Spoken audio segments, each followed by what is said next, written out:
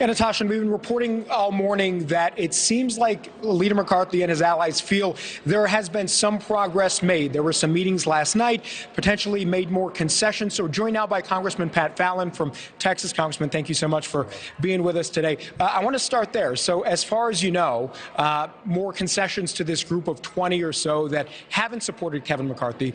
What are the chances you think that is going to be successful in bringing some people around? Well, I'm an internal optimist, so I do hope that will occur. I talked to leadership last night. They said they had made some progress, and then reading reports this morning as well. So we're going to learn more, obviously, in the next few hours.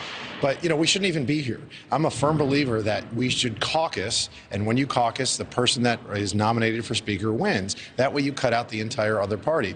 This is a very dangerous game that can backfire. In the state of Pennsylvania, the Republican majority just elected a Democratic Speaker because clearly they didn't have their act together as a majority. In Texas, we suffered through this for 10 years when we had a Speaker elected with 11 Republicans and 65 Democrats in a House that had a majority of Republicans. So on that principle alone, I'm very infuriated and frustrated that we're at this point. I know a lot of members share those same sentiments. I want to ask you first about some of these concessions you're hearing about that Leader McCarthy has potentially made. Nothing on paper yet, but in layman's terms, as far as you can, what is going to happen in order to potentially secure some of those votes? Sure, and we'll make it digestible. Yeah. All right, so there's something called a call on the chair, which is essentially a no confidence vote. And that used to take a majority of the the ruling party. But now it only takes 5, because that was a major change in concession, one of which I didn't mind at all.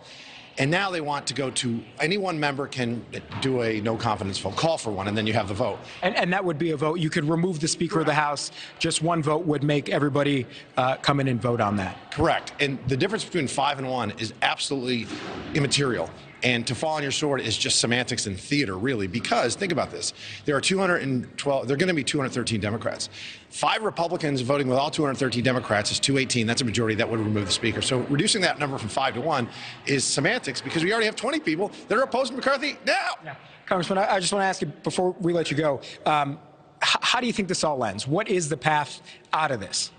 The good news is it will end. The bad news is we don't know when. So really it's about a dirty word in D.C., compromise. And not compromising your principles, but, we have a lot of good conservatives here that are finagling and splitting hairs over very minutia. Take yes for an answer, because if you don't trust Kevin McCarthy, there's a process to remove him.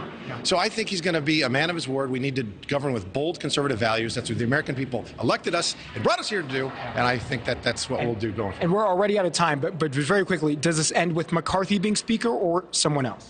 Right now, I think if it ends today or soon, it will. If it goes on for weeks and weeks, it's anybody's guess. All right. Congressman Pat Fallon, thank you so much again for joining us. Natasha, will send it back over to you. Appreciate it. Joe Khalil live for us in D.C. Thank you so much. Well, the suspect in the stabbing of 4 Idaho college students has now made the cross